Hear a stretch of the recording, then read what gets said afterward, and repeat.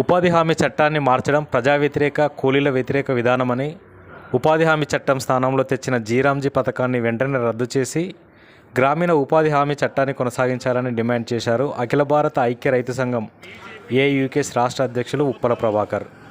నిజామాబాద్ జిల్లా సిరికొండల మండల కేంద్రంలో ఏఐయూకేఎస్, ఏఐపీకేఎంఎస్ సంఘాల ఆధ్వర్యంలో రైతుల, వ్యవసాయ కూలీలతో ప్రదర్శన నిర్వహించారు.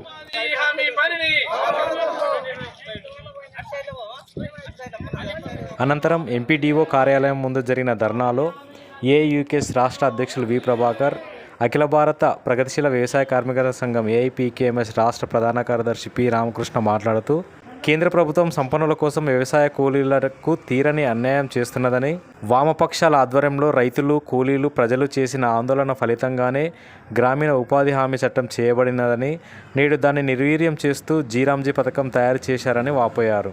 12 ఏళ్లుగా అధికారంలో ఉన్న కేంద్ర ప్రభుత్వం నిస్సిగ్గుగా కార్పొరేట్ అనుకూల విధానాలను అమలు చేస్తున్నదని, ప్రజలకు కనీస బాధ్యతగా కల్పించబడిన ఉపాధి హామీని కొనసాగించాలని ప్రభుత్వాన్ని, బీజేపీ నాయకత్వాన్ని ప్రజలు, రైతు కూలీలు, రైతులు నిలదీయాలని విజ్ఞప్తి చేశారు. ప్రభుత్వం,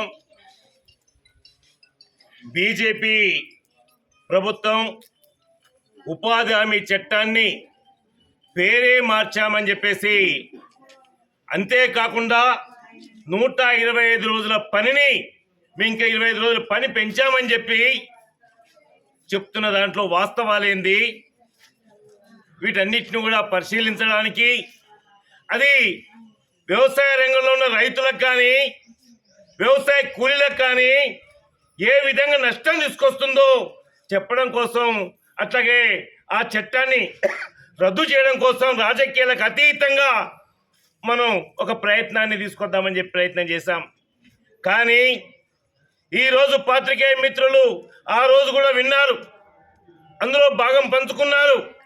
నేను ఒకటే ప్రశ్నిస్తా ఉన్నాను, అయ్యా 2014 నుండి 2026 వరకు, అంటే అంతకు పూర్వం ఏదైతే యూపీఏ ప్రభుత్వ కాలంలో ప్రజలకు అనుకూలమైన చట్టాలు తీసుకొస్తే, అందులో భాగంగా ఎర్రజెండా పార్టీలు భాగస్వామ్యం ఉన్నందుకు ప్రజా ప్రయోజనాల కోసం చట్టాలు తీసుకొస్తే, ఈరోజు ఏదైతే బీజేపీ ప్రభుత్వం ఉందో పూర్తిగా వాటన్నిటిని రద్దు చేస్తూ ఉందని చెప్పడానికి ఉదాహరణగా ఈ 2005 ఏదైతే ఉపాధి హామీ చట్టాన్ని పేరు మార్చడమే కాదు, విధానాలు కూడా మార్చాలని చెప్పేసి, పేర్లనే కాదు విధానాన్ని మార్చారు. ఉదాహరణకు ఒక విషయం చెప్తాను నేను, ఏంటంటే అడిగిన వాళ్లకు పని ఇవ్వాలి, రాష్ట్ర ప్రభుత్వాలు ఎంతైతే ఖర్చు పెడుతుందో అంత కేంద్ర ప్రభుత్వం ఇవ్వాలని చెప్పేసి పాత చట్టంలో ఉంది. మార్చిన కుదరదు, మేము ఇచ్చిన దాంట్లోనే మేము సరిపుచ్చుకోవాలి అని చెప్పేసి ఉంటే, దాంట్లో ఈ విధానంలో మార్పు వచ్చిందా లేదా మేము అడుగుతా ఉన్నాం. అయ్యా నువ్వు 25 రోజుల పని ఎక్కువ చేశాను, కానీ నువ్వు టార్గెట్ పెడుతున్నావు నీ రాష్ట్రంలోకి ఇంతే పని చేయించాలని, మరి నువ్వు చెప్పే బడ్జెట్లో ఈరోజు దానికి సాధ్యమైద్దా అని అడుగుతా ఉన్నాను. కేంద్ర ప్రభుత్వం పాత చట్టంలో బడ్జెట్లో 4% ఉంటే ఈరోజు దాన్ని 1.5% తగ్గించేస్తావు. దీనివల్ల ఈ 25 రోజుల పని దొరుకుతుందా అని అడుగుతా ఉన్నా నేను.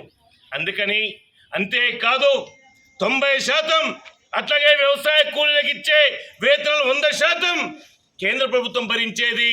ఈ ఏదైతే విధానం మారిందో దాంట్లో 60% కేంద్రం, 40% రాష్ట్రాలు భరించాలంటే చాలా రాష్ట్రాలు బడ్జెట్ లేక ఈరోజు నష్టం జరుగుతూ ఉంది. అంతేకాదు దీన్ని బొందబెట్టడానికి గుజరాత్లో 23 లక్షల మందికి ఇలా ఉపాధి హామీ కార్డులు తొలగించారు. దీన్ని ఈరోజు మనం ఏమందాం, దీన్ని ప్రోత్సహిస్తున్నావా, దీన్ని రద్దు చేస్తున్నావా? గుజరాత్ సిస్టాన్ని మనం గమనిస్తే మనకు అర్థమవుతా ఉంది. అందుకని అంతేకాదు ఆధార్ కార్డు ప్రామాణికంగా ఈరోజు ఈ ఉపాధి హామీలో పని చేయదు అని చెప్పేసి నువ్వు మారిన చట్టంలో పేర్కొంటున్నావు.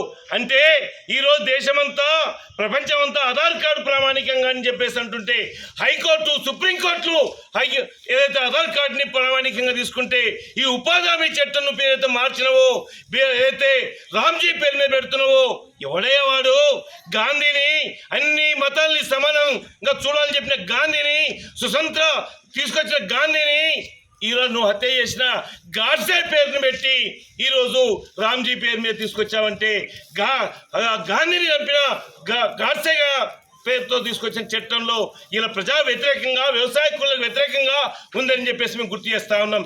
అదే కాదు ఈరోజు అయ్యా అన్ని వ్యవసాయం అంటే రాష్ట్ర పరిధిలో వచ్చేది, ఆ రాష్ట్ర పరిధిలో వచ్చే విద్యుత్ని నువ్వు కొత్తగా చట్టం తీసుకొచ్చేసి ఇవాళ స్మార్ట్ మీటర్లు తీసుకురావాలి వ్యవసాయ రంగంలో. హుషారైపోతున్నా మేము ఇయ్యని పథకాలు మా మీద హుషారైతారు కాబట్టి వెళ్తారట. అర్థమైంది నేను చెప్పింది. నిన్నటి దాకా ఈ కూలి పనులు ఎవరికి వ్యతిరేకంగా వద్దామన్నాడు. ఢిల్లీోడి కథ చేస్తున్నాడు. ఈ ఢిల్లీోడికి వ్యతిరేకంగా కూలీలందరినీ జమ చేద్దాము, మనం మాట్లాడదామని అంటే మేం చేసిన పనులు కూడా ఉంటే మాకు వ్యతిరేకంగా కూడా తయారవుతారు కాబట్టి వాళ్ళని దమ చేసుడు వద్దని చెప్పి అన్నాడట. నిన్నటి దాకా ఏమన్నాడు, ట్రాక్టర్లు పెడదాము, అందరినీ ఒక తీసుకొద్దాము, ఈ పని కాపాడుకుందాము, మరి రాష్ట్ర సర్కారు యాడికెళ్ళిస్తుంది, మొత్తం ఇప్పటిదాకా ఢిల్లీ సర్కారే కేంద్ర సర్కారు ఇచ్చింది కదా, దీన్ని అట్నే కొనసాగించాలా, ఉప్పు ధర పప్పు ధర పెరిగినట్టుగా కూలి కూడా పెంచాలా అనే డిమాండ్ చేద్దామని మనం అంటే ఇవాళ ఎంతమంది వచ్చారు? 100 మంది లోపలనే ఉన్నారు.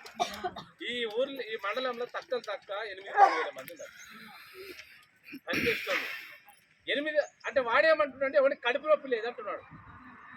ఈ పని ఓకేవా అనుకుంటున్నారు పబ్లిక్, మీరే అంత అంటున్నారు అని ఆడు సర్కార్ వాడు అంటున్నాడు.